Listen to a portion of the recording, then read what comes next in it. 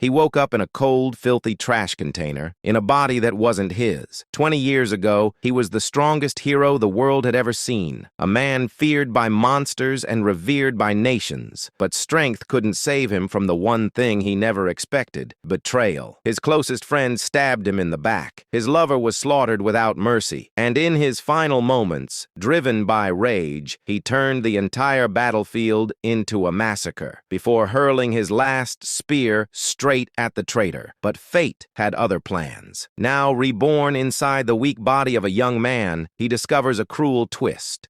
The friend who betrayed him is now a celebrated hunter, leader of the most powerful guild, and praised as a hero. This time, no mercy, no hesitation, no forgiveness. He will rebuild his strength from zero. He will expose the lies, and he will drag the false hero from his throne, even if he has to burn the entire world again. Our protagonist wakes up inside a trash can in a filthy, smelly alley. Looking around, he wonders if this awful place is the hell that everyone fears. A screen appears and shows that his name is now Subaru Hoi, with very weak attributes. At that moment, a sharp headache hits him, and he starts receiving new information. It was the memories of the body's owner, who was bullied for being weak and useless. A tear rolls down his eye as he becomes even more confused by the situation. He discovers that Subaru Narukami passed away 20 years ago and realizes he's in another body. Desperate, our protagonist wonders if this is all just a crazy dream. He tries to get out of the trash can, but loses his balance and crashes to the ground. Lying on the ground, our hero looks at a nearby tablet, still not understanding anything. Our guy finds a tablet on the ground and recognizes it as a player's kit. Without wasting time, he uses the device to search for his old guild, Blue Eyes. He discovers that the guild became the Blue Zone, and that the traitor became the new master. Seeing the traitor's photo,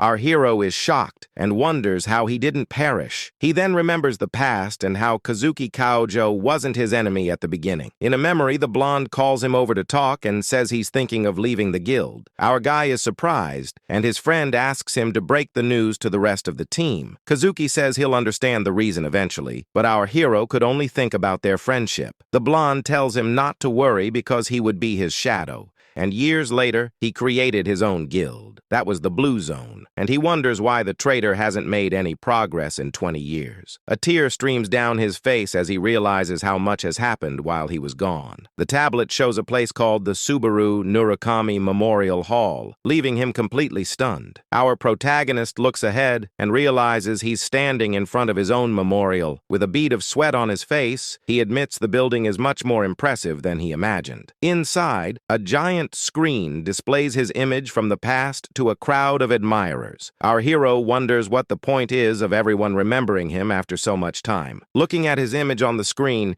he questions who did this and for what purpose. He simply can't understand the reason for all this homage to him. With a hand on his head, he hears a recording saying that he was an example to everyone. The voice continues calling him the hero of Blue Eyes, and the one closest to the top of the tower. It says that together with his companions, they decided to remember him for all eternity. Our protagonist is in shock and starts to break out in a cold sweat from what he's hearing. The recording then reveals that they established that memorial hall in his honor. Filled with rage, our guy grinds his teeth, already imagining who was responsible. Kazuki's image appears, and our hero screams the traitor's name with all his hatred. The blonde says that Blue Zone is the only guild that inherits the noble spirit of his friend. Furious, our guy tells him to shut up, as if just taking his life wasn't enough. The traitor claims they will never return, but our hero promises that he'll just see about that. Kazuki finishes his fake speech by saying that they will never forget that memory. With a wicked smile, our hero vows that he will rewrite this entire story from scratch. With a determined look, our hero swears he won't let the traitor get away with it again. He then promises himself that he won't waste this second chance he's been given. Suddenly, he bumps into a boy boy who falls to the ground, grumbling in pain. Our protagonist extends a hand and asks the young man if he's okay after the fall. The boy looks up at our hero's face and is completely shocked by what he sees. Suddenly, he notices that the boy is wearing a mask he knows all too well. Just then, two people approach and worriedly ask if the boy named Monado is hurt. Our guy turns pale when he sees that they are also wearing the masks of his old guild. He's completely confused and can't understand what's happening in that place. Our protagonist then runs a hand over his face, trying to process the bizarre situation. With sweat dripping down, he wonders what the heck is going on around him. Looking around, he realizes that everyone in the hall is wearing the same masks. He then remembers the traitor's words, saying it was a shame everything had to end that way. Kazuki had said that he shouldn't be sad, as he would be remembered as a great hero. With that, our hero finally starts to understand what the traitor meant by all that. Our hero whispers the traitor's name with pure hatred in his eyes. He then runs through the crowd of masked people who completely ignore him. In front of him is an altar with his photo and several flowers and candles in his honor. Our protagonist wonders if this is all just a sham to steal his guild's glory. With a shocked expression, he can't believe the nerve of his former friend. Suddenly, a blue light begins to shine brightly from among the flowers on the altar. Our guy notices the strange glow and focuses his gaze in the direction of the mysterious light. Without a second thought, he starts pushing people aside to get closer to the altar. The people get irritated and yell at him to be careful and wait his turn in line. With all the pushing and shoving, he ends up falling to his knees right in front of the memorial. His hand then touches the flowers that were glowing with the strange bluish energy. He picks up one of the flowers and recognizes the energy of an old teammate. Far away on top of a building, someone calmly watches the city from above.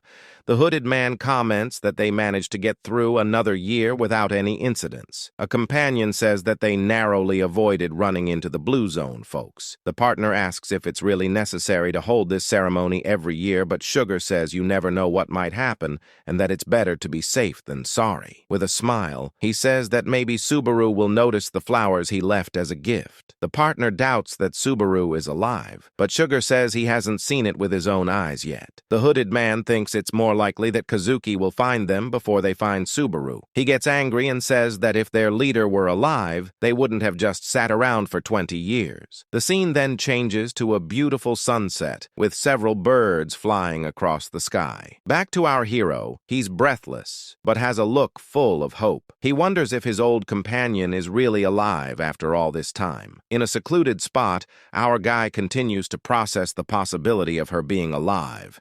Looking at the flower in his hand, he whispers Sugar's name with conviction. Later, he's in Subaru Hoso's room and notices how simple the place is. On the device, he searches for his old guild, but finds no results. Despite this, he is absolutely certain that Sugar survived that massacre. Our protagonist gets frustrated, thinking that she has been in hiding for 20 years. Our hero concludes that Kazuki is the root of everything, as he wouldn't let the truth get out. He wonders if Sugar really survived alone, and if the other three also escaped. But he knows that as long as the traitor is alive, trying to make any contact is a suicide mission. Besides, our protagonist is powerless, and forcing the issue would only put him in danger. Looking at the flower and the mask, he knows he needs to do something important first. With a determined look, our guy decides he needs to regain his former power. Following Hoso's memories, he picks up a training sword that was in the room. 2 days later, the tutorial to become a player finally begins for him. Our hero thinks that if he can survive this trial, everything will be fine in the end. He believes that as long as they are alive, they can meet again at any time. The scene takes us to a large coliseum, which is the examination hall for the tutorial. Inside, several bodies are scattered on the floor, showing the difficulty of the test. A bald, bearded man named Huger watches everything with a serious expression. Nearby, a young warrior is out of breath after defeating several green creatures. The examiner, Huger, looks at the young man and says he passed the test by a hair. Huger asks if the young man wants to try the next step, and he's quite confused by the offer. A screen appears explaining that with each step a new goblin appears and the rewards increase. The warrior refuses on the spot, and Huger fails him, saying that just hearing that gives him a headache. But the young man insists that the important thing is that he managed to pass the test anyway. The examiner is disappointed because he'll have to let a weakling like that guy pass. He complains that apart from Isaac, who passed stage 20, no one else there looks promising. With a look of contempt, Huger complains that the quality of this year's recruits is terrible. Suddenly, he notices something on his clipboard and looks more closely at the arena. It was our protagonist entering the battlefield with his sword in hand. Huger reads the name Subaru Hosoi and comments that it's a name with a lot of weight to carry. He then warns that our hero can only use that name if he manages to pass the test. Our guy agrees, and a screen pops up in front of him to start the challenge. The system then generates 2 goblins, and the mission is simply to defeat the 2 creatures. The examiner prepares to start the tutorial, but is interrupted by a fast-moving blur. Before he could even finish his sentence, our hero had already defeated both monsters. Huger is confused and wonders what just flew past him. The examiner didn't even blink, and pieces of the monsters were already flying across the arena. Our hero smiles, because testing the limits of this new body for 2 days was the right call. He then discovers that the body he woke up in is actually quite exceptional. The screen asks if he wants to go to the next step, and he accepts without a second thought. Seeing the young man's speed, the examiner's jaw drops, unable to believe the scene. In the blink of an eye, another goblin head rolls and stops right at the examiner's feet. With the arena littered with bodies, Huger wonders what the heck is going on there. The examiner watches our guy fight and realizes that he's not just attacking randomly. With a keen eye, he notices that our hero isn't just swinging his sword aimlessly. Our protagonist is reading the enemy's movements 2 or 3 steps ahead. His hand grips the sword firmly and he continues the slaughter without stopping. Huger thinks that this isn't just being good with a sword, because not even he can do that. With a confident smile, our protagonist shows that he's in complete control. The examiner then suspects that the young man is the reincarnation of Subaru Narukami himself. With a precise strike, our hero finishes off another creature with his sharp sword. He then stops and faces the last standing goblin before finishing it off as well. A screen appears notifying him that he has cleared step 49 and asks about the boss. Even out of breath and sweating, our guy says that since he's come this far, he might as well keep going. Our protagonist is exhausted, but knows he needs to continue to finish the tutorial. Suddenly, a blue energy starts to crack the entire arena floor with full force. From the ground, a giant shadowy hand emerges for our hero's final challenge. The examiner panics and shouts that he's no Narukami to face that thing. Huger warns him to stop if he wants to stay alive, but it's too late for warnings. The ground trembles and the final boss reveals itself to be the Goblin King, furious about the sacrifices. Seeing the monster, Huger screams desperately for our hero to give up because fighting is madness. The examiner insists that it's suicide and the power difference between them is too great. Our guy knows that with his current stats, he won't be able to deal any decent damage. But even so, he tightens his grip on his sword as he won't back down from the coming battle. Suddenly, our protagonist surprises everyone by dropping his weapon and saying he refuses. This move panics Sugar, who wonders if the young man has finally lost his mind. Then the Goblin King charges full speed at our hero, who is now unarmed. At that moment, an object hits the monster's shoulder, catching it by surprise during its attack. The beast looks down at its leg and sees a thin needle stuck there, completely confused. A drop of sweat rolls down the Goblin King's face as it remains bewildered by what just happened. It then looks at our protagonist, who is crouched on the ground picking something up. With a smile, our guy shows off some needles and asks if the creature is surprised. Our hero then proposes a little bet to the final boss of the tutorial. He challenges the monster to see who can take the other down first in this fight. Our protagonist smiles and completes the challenge, saying he's going to turn the monster into a pincushion. With his His eyes gleaming, he then throws the needles with impressive speed towards the beast. The Goblin King roars in fury and demands an answer to the challenge he received from the young man. The creature then charges with its mouth wide open, ready to devour our hero in one bite. The monster then raises its axe and delivers a powerful blow to crush the boy. With a swift motion, the axe comes down with full force towards our protagonist. But our hero is faster and manages to dodge the attack, throwing himself to the side with agility. Crouched on the ground, he observes the monster up close, waiting for the right moment to strike. At that moment, a memory from the past flashes in his mind, helping him in the battle. In a flashback, we see his former self practicing his throwing skills on a tree with a target. The object then hits the target dead on, showcasing the precision of his intense training. A woman named Rena scolds him, saying he can't throw like that. With a smile, she says that anything can be used as a throwing weapon. The woman then shows the young man the correct way to hold the object for the attack. She explains that any item becomes a knife if you know its center of gravity. The object then hits the target dead on, showcasing the precision of his intense training. Back in the present, the needles hit the Goblin King's face, who bleeds in pain. From the impact, the creature screams in agony and starts to fall backward, weakened. Our guy explains that the power comes from the spin and the precision from the lack of hesitation. With a serious look, he remembers that it was his old companion, Rena, who taught him everything. Huger realizes the poison needles didn't disappear, and he used that to his advantage. The examiner is shocked because he used both a sword and hidden weapons to win the fight. With a bead of sweat on his face, Huger admits that the young man before him is a true genius. The riddled Goblin King roars in pain,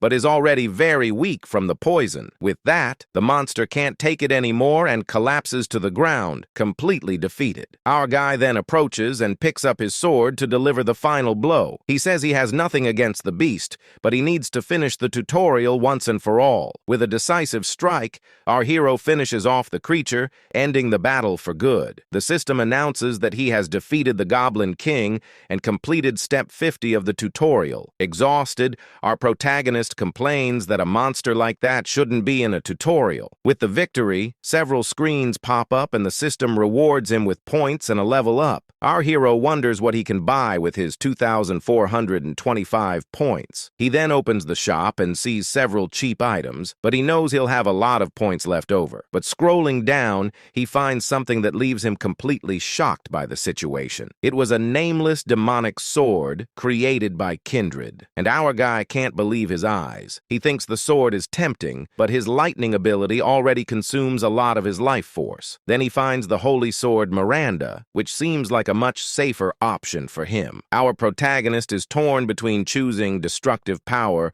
or the safety of the other weapon. With a scale in mind, he knows he needs to choose carefully how to spend his points. Suddenly, he notices something strange on the shop screen that catches his attention. He then discovers that he can still scroll down the page and see more items in the shop. With that, he finds the skill wedge of greed, which suppresses the side effects of items. Our hero realizes that with this, he can suppress the negative effects of the sword and his lightning ability. Without a second thought, he buys the skill and the demonic sword, taking the gamble. Huger then notices the young man's choice and comments that he preferred the demonic sword. Huger praises the choice and says the items are a good match, but he doesn't understand the decision. The examiner asks why he chose such a risky and unknown skill. At this, our hero gets annoyed and asks if he really wants a detailed explanation. Our guy gets irritated and thinks about how hard it is to use formal speech with the supervisor. Seeing his reaction, Huger says he'll let it slide as he must be tired from the exam. Our protagonist then remembers that the little brat from the past has become a supervisor. In a memory, a young embarrassed Huger was asking him for an autograph, but in his past life,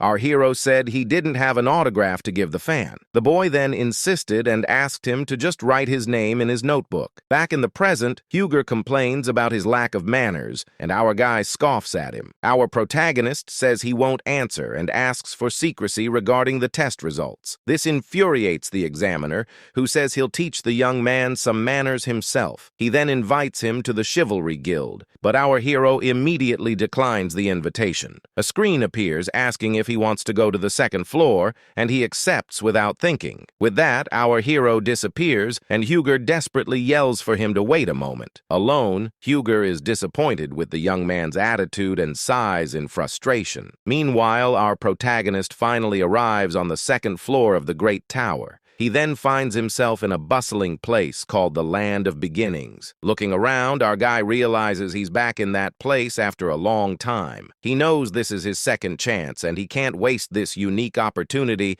since he's lived through all this once before. Our protagonist knows he has to do everything better. He will do it for his companions, who might be waiting for him, and for his revenge with his goal in mind. Our hero heads to a private training room to test his new abilities. Arriving there, an attendant asks which floor he came from, and our guy says he just came up. The old man then recommends room number 1, as it only has a simple straw dummy inside. But our protagonist ignores the advice and asks to use room number 5, leaving the man confused. The attendant insists it will be a waste of money, but our hero doesn't care and asks for 30 minutes. Unfazed, our guy spends 50 credits and rushes to the training room he chose. The training rooms get tougher as the number increases, which is why he was underestimated. With his hand on the door, he then prepares to enter and begin his special training. Inside a place that looks like ancient ruins, our protagonist says it's time to begin. He then grips his new demonic sword tightly, ready to test its true power. The system announces that the nameless magic sword recognizes its user,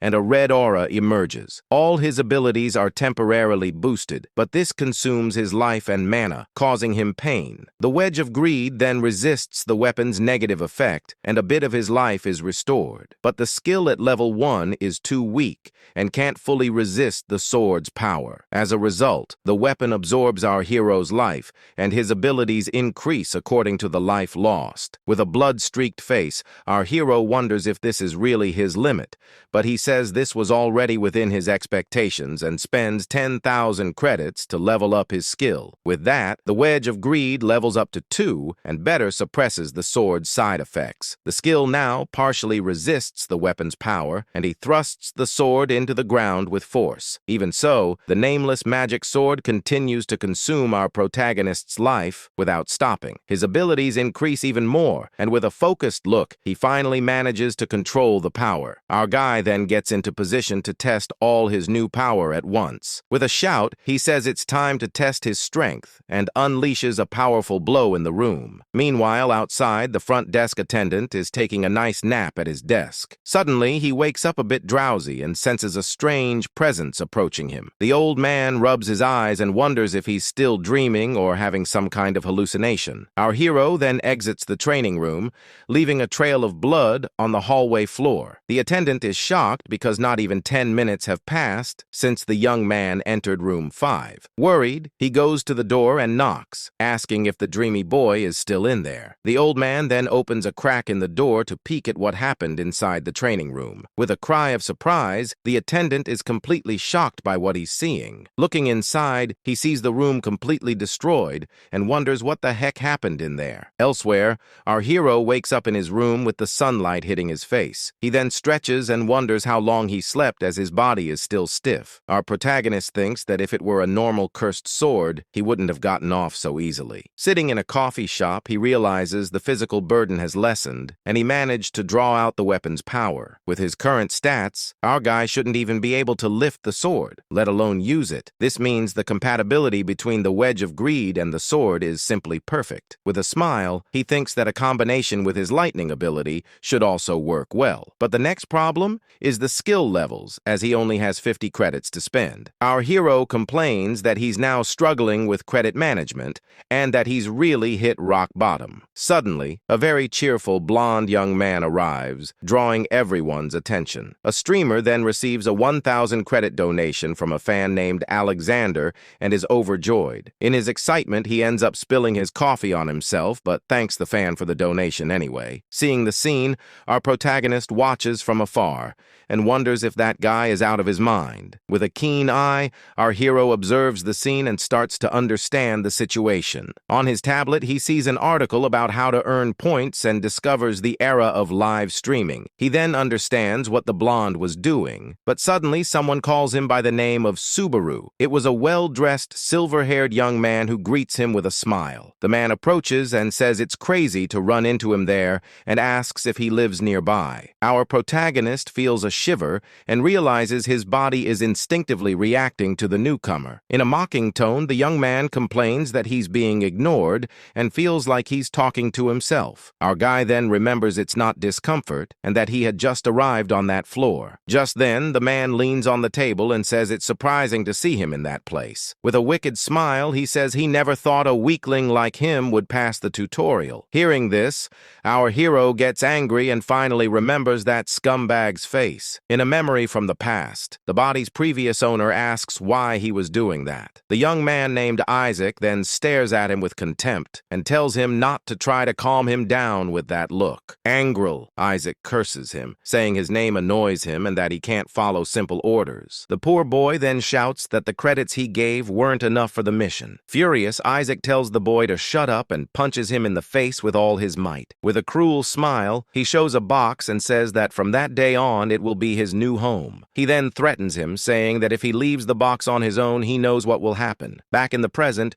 our hero finally understands why he was inside that box before. Isaac then boasts that he cleared up to step 20 and broke Supervisor Huger's record. He continues to brag, saying he even learned a B-rank skill as a reward in the tutorial. Our protagonist then gets up to leave and tells Isaac not to rush his conversation, but the young man tells him to buy a coffee on his way back and says any cheap one will do. Isaac is confused by his attitude and complains that our hero is as disobedient as ever. Angrily, he asks what's wrong with our guy and if his soul has been swapped into another body. Our protagonist then says he has no credits and impatiently tells Isaac to buy his own coffee. With a serious look and a firm voice, the silver-haired young man tells our guy to sit down. Our hero thinks he doesn't have time for the kid's revenge, but if he gets in his way, it'll be a different story. With a determined look, he makes it clear that he won't let anyone interfere with his future plans. Seeing our guy's attitude, Isaac gets furious and grabs him by the arm with force to stop him. With his eyes red with fury, Isaac threatens our hero and asks what happens to runaway trash. But our guy stares back at him and tells him to let go if he knows what's good for him. With a furious look, Isaac glares at him and asks what happens to runaway trash like him. But our guy stares right back and tells him to let go if he knows what's good for him. Isaac's eyes gleam with anger as he tightens his grip on our protagonist's arm. Our hero thinks he can't cause a scene there, as it would only make things worse for him. Seeing his calmness, the bully starts laughing out loud, finding the whole situation quite amusing. He then tells him not to be scared, as he was just giving him a little scare like in the old days. Isaac mocks him, saying he must have barely passed the tutorial with his weak skills. Our protagonist then takes a step forward, getting closer to his old bully. Isaac calls him trash and asks if he wants to fight, threatening to make him disappear. He then lets go of our guy's arm and calls him friend with a fake smile on his face. Our hero glares at him with contempt and wonders what kind of friend talk that is. A screen then explains that there are two main ways for players to grow. The first way to get stronger is through the trials offered by the Great Tower. By passing trials and earning rewards, players naturally get stronger. The second way to evolve and gain more power is simply through hunting. By hunting monsters or clearing dungeons, growth is much faster than in trials. However, since the hunting grounds are in the real world, if you meet your end there, it's really game over for you. The scene then takes us to a dangerous dungeon called the Nest of Whispering Orcs. That's why players avoid hunting. But our hero thinks differently from most of them. Sitting next to a defeated orc, he knows that the safer you play, the slower the progress. And on the other hand, the more dangerous the challenge, the faster your growth in the tower will be. After a short rest, our protagonist picks up his tablet to check some information. Browsing through the device, he ends up finding something that really finally catches his attention. It was a streamer using his old name, Narukami Subaru, with 80,000 viewers on the stream. The imposter then announces to everyone that he will challenge the trial of the third floor of the tower. Our hero gets annoyed and wonders how many people are out there using his name and his mask. Suddenly, a 20,000 credit mission appears, and the streamer thanks the donor excitedly. Our protagonist is shocked as he never imagined a 20,000 credit mission just like that. With that, several other donations pour in, and the imposter thanks everyone for the support he's receiving. While the streamer makes easy money, our guy risks his life to get stronger. With only 50 credits, our hero complains that the impostor is making a fortune. He watches the imposter on the device and seems to have an idea forming in his mind. With a sigh, our protagonist gets up and prepares for the next battle. With a smile, he draws his demonic sword and says he'll do one more job. Suddenly, the ground shakes, and a giant orc foot slams down in front of him with full force. A horde of furious orcs then appears, ready for a massacre in the dungeon. The system then announces that the dungeon boss, the orc general, has finally appeared. Our guy faces the monsters and says he has something better than poison needles. He activates his sword, which consumes his HP, but the wedge of greed resists the effect. Angrily, our hero says he doesn't have time to waste on trash like them. With a single swing, he cuts down several orcs at once with his demonic sword. The orc general is shocked to see our protagonist coming from above for the final attack. With a focused look, our guy delivers the final blow to end the fight for good. After clearing the dungeon, he holds his mask and says he'll have to use it again. Back in his room, he understands how to make money and decides that if he's going to do it, he'll do it right. With the mask in hand, he says he's going all in on what he's really good at. Our hero then puts on his old mask and prepares for what's to come. With the sword on his back, he walks out confidently knowing that he's the real deal after all. Just then, a notification announces that Narukami Subaru has started a live stream. The scene then takes us to an empty office at Sin Entertainment. Inside, a woman in traditional clothing is watching something on her device. With a disgusted look, she gets very annoyed by what she's seeing on the screen. Suddenly, she stands up and kicks a co-worker who gets startled. She then calls the streamer trash and says not even 5 people can get past that point. Her colleague asks what happened, and she replies that the streamer's name is Subi Kichi. The man asks if it's another imposter, and she says it could be a hybrid of the two. He complains that everyone cosplays as Subaru, and she tells him not to say such scary things. The young man says that even the players find it tedious and calls her Hatsuka. At this, Hatsuka questions why he gave up on the tower to stay there. With a sad look, the blue-haired man replies that it's because it's too boring. The blue-haired guy says she gave up too and would look for new talent if she were free. With a smile, he remembers that his goal was to meet Subaru, and that's why he lost his motivation. The guy then shouts that there's an amazing kid there, and the woman asks if he found another weirdo. She then shows a new Narukami Subaru cosplayer, and the guy finds the situation absurd. The man complains that she's watching a stream with 0 viewers, but she agrees with him. The woman says that whenever she sees someone with that mask, she can't help but get her hopes up. With that, she sends 1,000 credits, and the guy kneels on the floor, begging his colleague for forgiveness. The scene returns to our hero starting the second-floor trial to clear the dungeon. Even so, our guy feels a lot of pressure from being watched by someone on the stream. A viewer named Love Money asks what floor he's on and if it's his first time. Our protagonist then answers yes, and that this is his first major challenge. The viewer asks if it's okay to stream since he might not know the way very well. Suddenly, a bat-like monster appears and flies towards our hero. The creature tries to bite our guy's mask,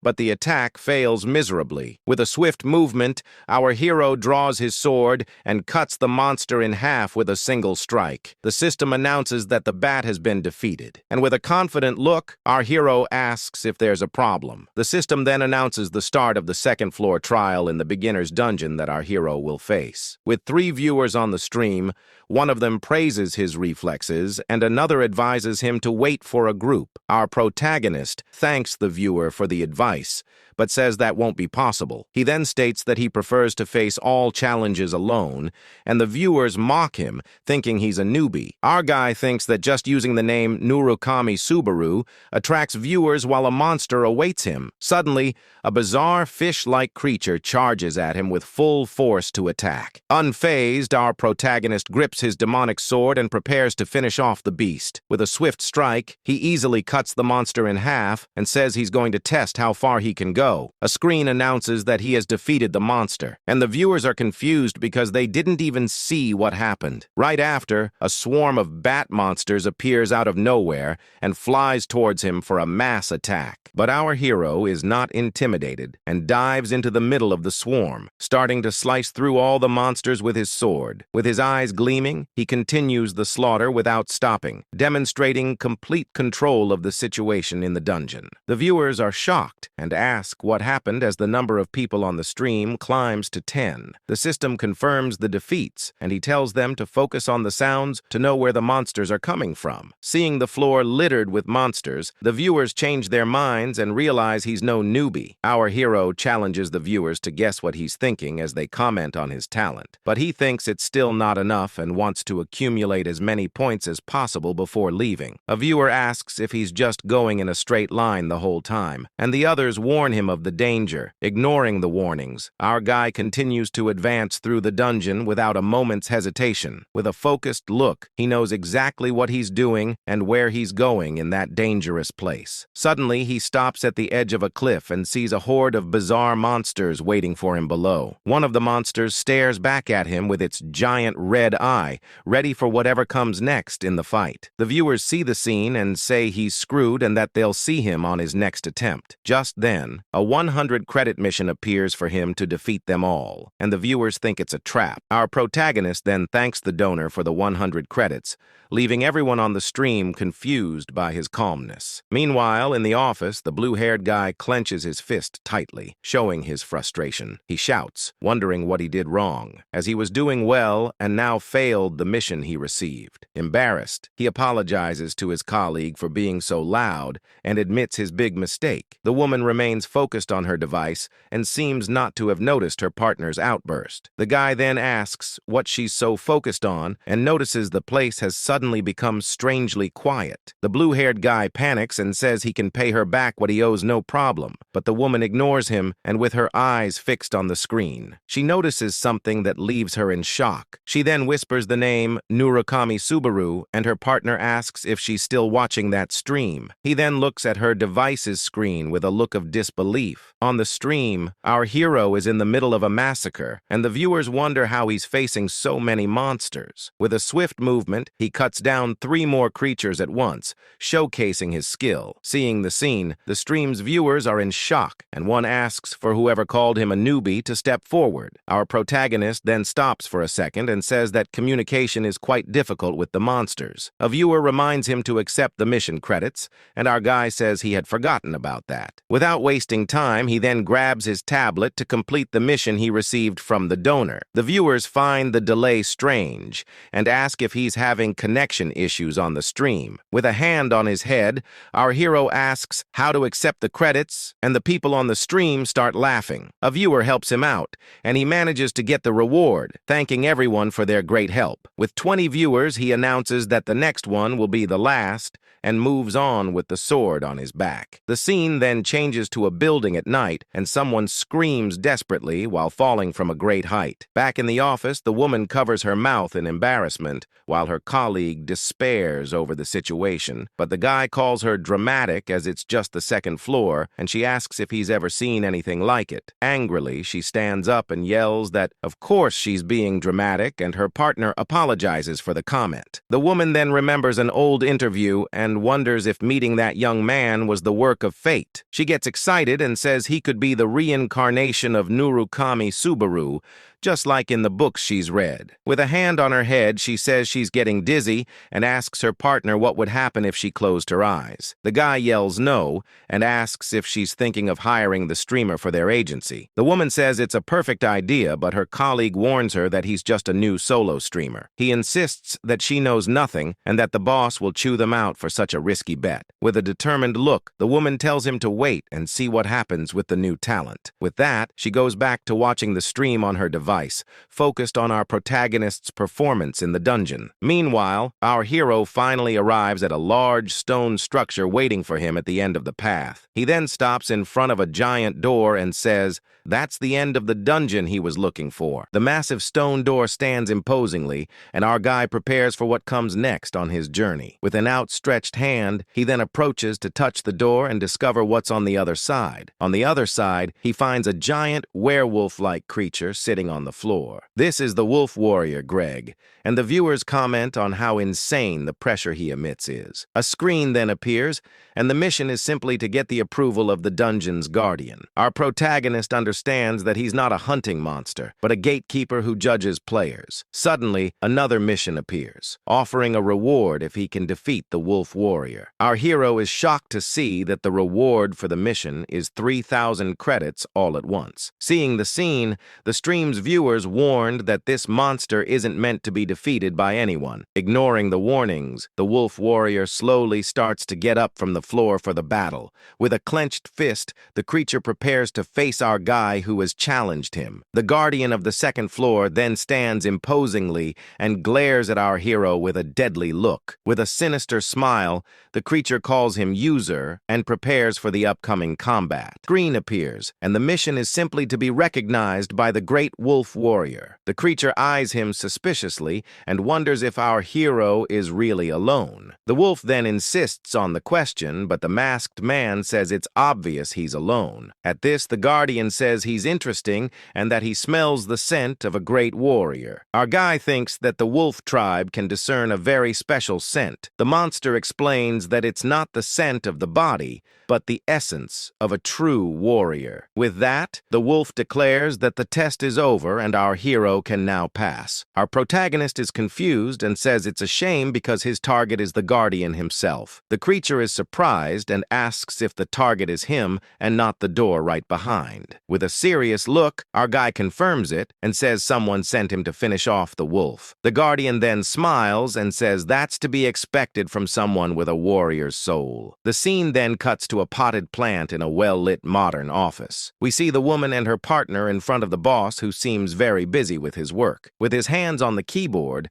the agency's boss is typing very fast on his computer. This is John Tail, the department head, and he asks how many viewers the stream has. The blue-haired guy says the stream has about 20 people, but the woman corrects him on the spot. With a smile, she says it's already over 30, and her partner gets annoyed at being corrected. At this, the boss gets irritated with the situation and asks if the two are goofing off at work. He then complains that he knows they make bets and that he asked for someone promising, not someone with 20 viewers. Hatsuka corrects him again, saying it's 30 people, and the boss gets even more irritated. The boss then suggests that the woman should become a streamer herself, as she has talent and would gain a lot of fans. Her partner sees the screen and freaks out because the number has passed 40 while the boss continues to yell. Back to the fight, our hero faces the imposing wolf warrior preparing for combat.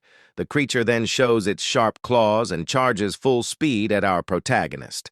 Our guy grips his demonic sword and tells himself not to think about anything during the fight. The system warns that the weapon consumes his life to boost his attributes, and he feels the pain of the power.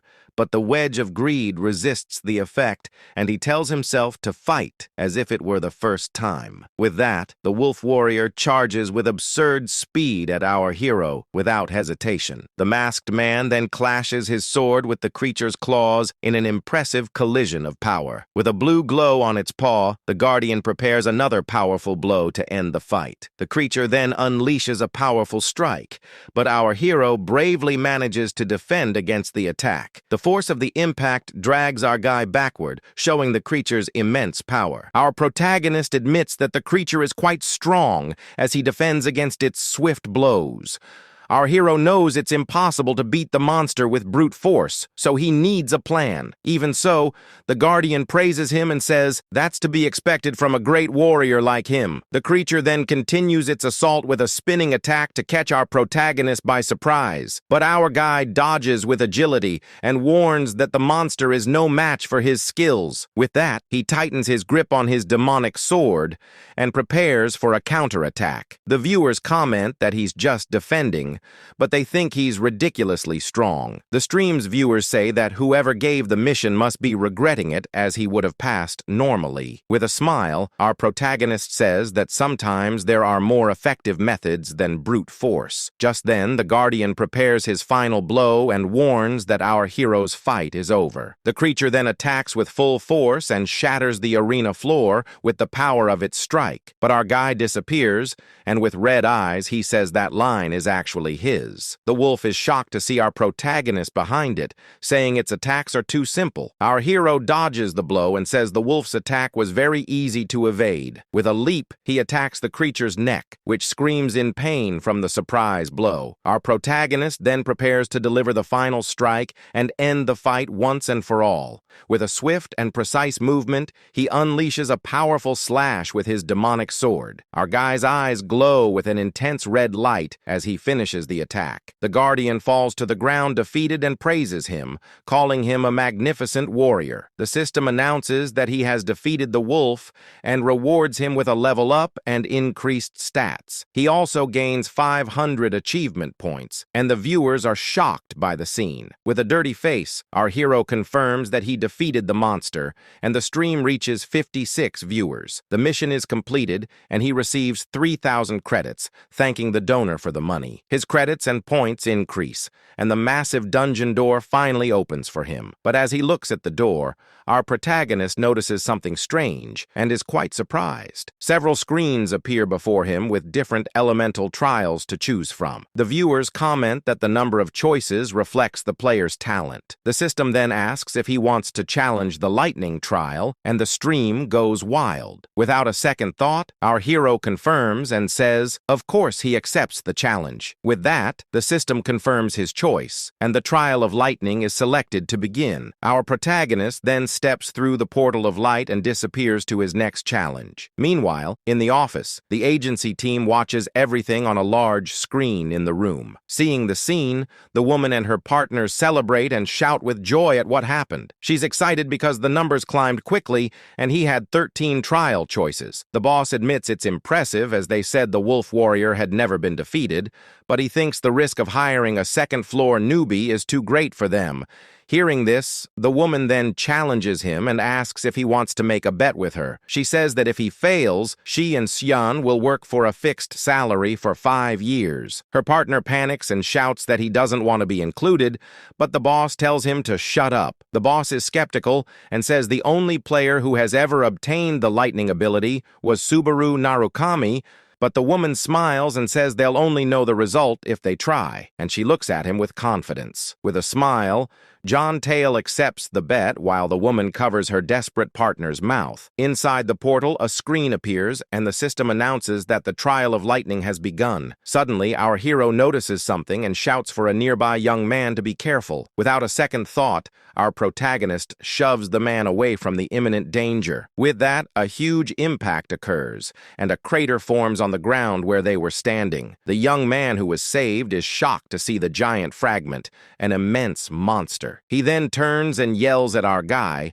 asking if he wanted to get himself taken out by just standing there. A screen appears with the mission to defeat the creature, and our hero wonders what it's doing there. The monster roars, and the stream's viewers are confused by the appearance of that creature. Our protagonist realizes that this monster should only appear in the second half of the test. He then wonders if something changed because he defeated the Guardian Greg before the test. The creature then smashes the ground with its fist in a powerful and destructive attack, but our guy dodges with agility and already prepares for the upcoming combat. He knows the monster is weak, and the saved young man yells at him to run and flee the fight. Our hero decides to end this quickly before someone interrupts him in the battle. With his sword in hand, he charges at the monster, and the confrontation finally begins. With a swift movement, he uses the monster's arm as a springboard to jump. The creature attacks with force, but our hero is already in the air, ready for a counterattack. He steps firmly on the beast's arm to get more momentum and climb even higher. With his eyes glowing red, our guy prepares for the final blow with everything he's got. The saved young man's jaw drops as he watches our hero fly to attack the monster. Without wasting time,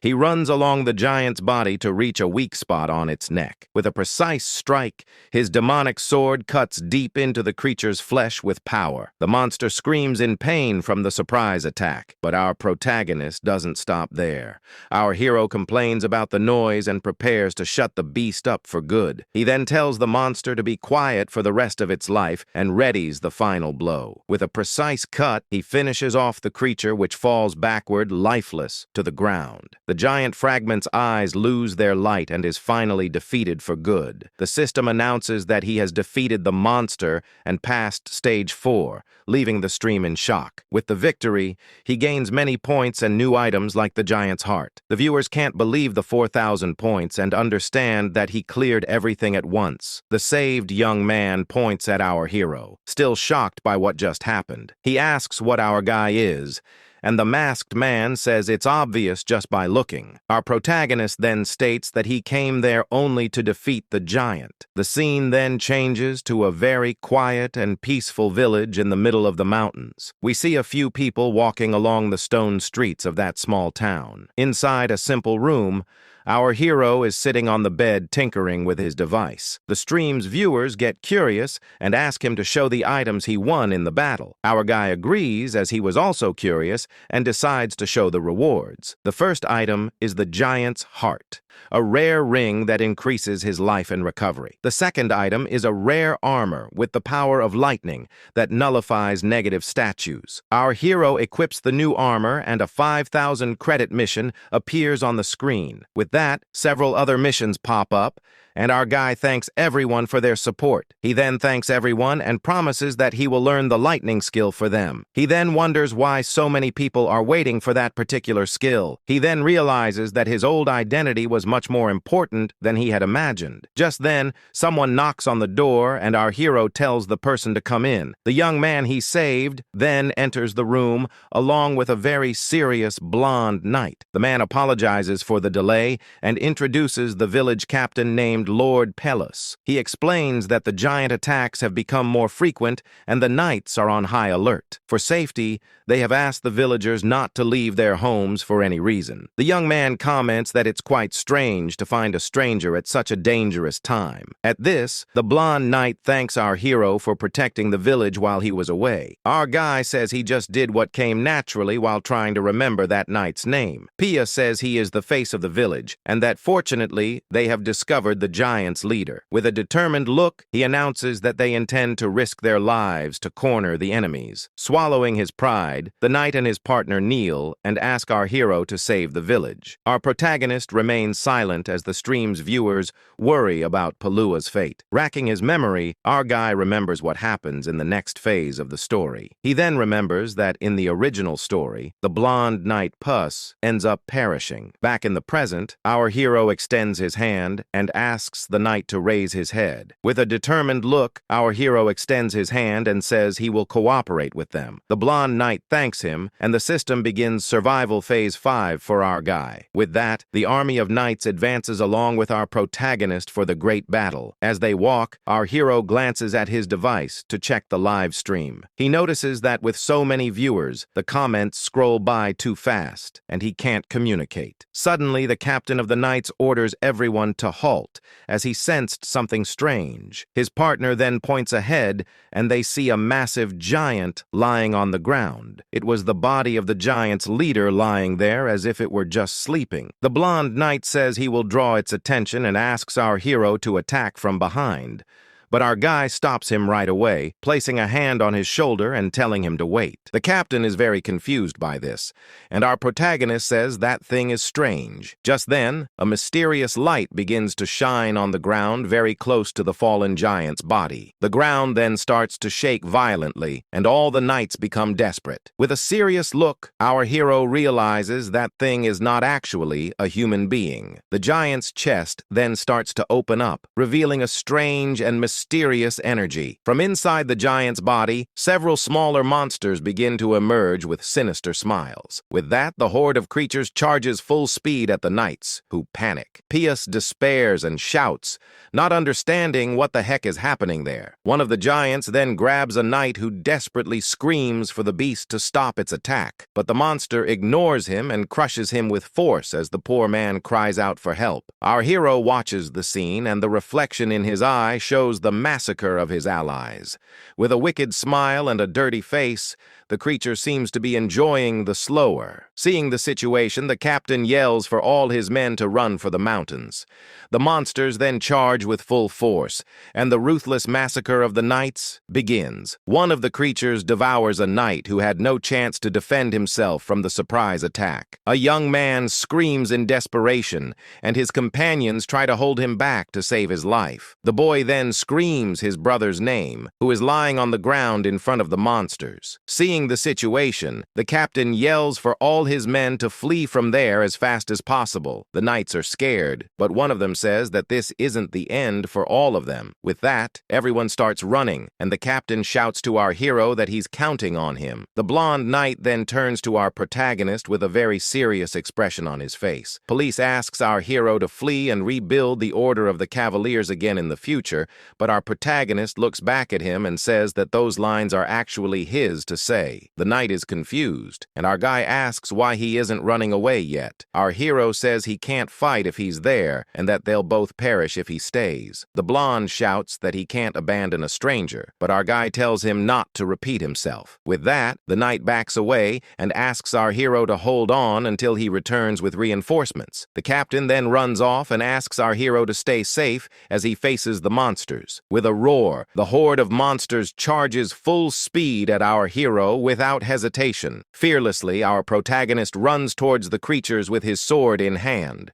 With his sword ready, he informs the monsters that their opponent is him. Our guy then dodges an attack and swiftly cuts the leg of one of the giants. With a spinning slash, he attacks several enemies at once in the middle of the horde. One of the creatures screams in pain while the others look on. Confused by the fight, the system announces that he has defeated 2 creatures and earned 20 achievement points. Our hero then says he's not used to being left alone to fight. Meanwhile, the captain of the knights runs desperately through the forest to save himself. He then looks back, worried about what he left behind on the battlefield. With a sweaty and breathless face, the blonde knight keeps running without looking back. With a determined look, he bites his lip and continues his escape from that dangerous place. Back to the fight. The stream's viewers comment that the score changes with the number of soldiers. Our protagonist thinks that now he can save everyone, including those who were supposed to meet their end. With that, he faces the 2 remaining giants and prepares for the next attack. With a precise strike, our hero cuts down another giant, and the system announces the victory. He then moves on to the next and defeats another creature, earning 10 more points.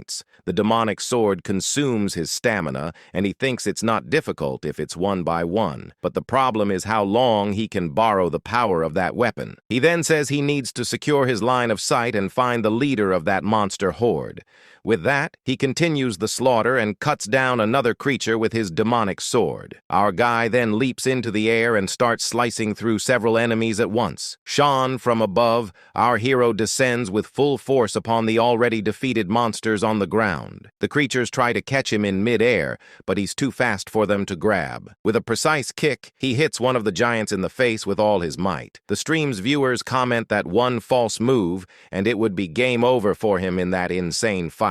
The wedge of greed resists the weapon's effect, and his stamina and mental force fortitude recover. He knows he needs to find the leader quickly before he reaches his power limit. Suddenly, he senses a powerful presence and finally finds the leader of the horde. A bearded giant with a wicked smile and sharp teeth. The leader of the giants then attacks with his club, and our hero flies to dodge the blow. Our protagonist knows that if he doesn't finish him in one blow, he'll be the one defeated. With a serious look, the giant monster prepares to crush our guy with its club. Our hero then hopes his plan works, as he won't get another chance. With his hand outstretched, a great energy begins to accumulate for the next attack. The system announces that he is using the thunderclap ability with all its power. With that, a massive explosion of lightning reverberates throughout the battlefield with force. The smaller giants scream in pain and are stunned by the powerful electric attack. Even the horde's leader is caught by surprise and recoils from the abeel's impact. Furious, the giant monster screams the word human with all its accumulated hatred. Our hero seizes the opening and runs up the monster's arm to deliver the final blow. With his demonic sword, he prepares to end the fight once and for all. He then thrusts the sword into the giant's shoulder, who feels the powerful blow in its body. With a determined look, our guy continues to push the weapon deeper. Blood trickles from the leader's mouth as he looks shocked at the surprise attack he received. With a final powerful strike, our hero finishes off the leader of the giants with everything he's got. The giant monster then collapses to the ground, completely defeated, and the system announces the victory. With that, he passes Phase 5 and achieves a remarkable feat, leveling up and gaining more stats. The stream's viewers go wild and wonder how he defeated a monster that wasn't supposed to be beaten. Our hero then thinks that if he were a manga protagonist, everything would end in a very cool way. But the sky remains dark and filled with lightning, showing that the trial is not yet over. The remaining giants then surround our protagonist, who is already quite exhausted from the fight. The system warns that his ability failed to resist the power of the demonic sword. With his body at its limit, our guy starts to stagger, lacking the strength to stay on his feet. Even while crouched, he knows that even if he passes the phase, the monsters won't disappear. Our hero then gets up and continues to walk with difficulty across the battlefield. He understands that the creatures won't vanish until the test is truly finished. The very mechanism he used to his advantage last time is now causing him immense suffering. With his face stained with blood, our protagonist feels that the situation has turned very grim for him. He then realizes his strength is gone, and the giants advance for the final attack. Suddenly, a strange golden energy begins to emanate from the ground with great force. With that, our hero unleashes all his power at once to end it all. The energy then explodes with full force, and a large crater forms on the ground. The scene then takes us to a very dense and isolated forest, cut off from the rest of the world. Amidst the tall trees, a secret place seems to be well hidden from everyone. We then see a small wooden cabin that serves as a hideout for a few people. On the porch of the house, a black-haired woman is sitting, relaxing, and playing on her console. She seems very focused on her game and doesn't even notice someone approaching her. Suddenly, a man with long silver hair appears and seems to be an old acquaintance. The young man asks what she's doing there,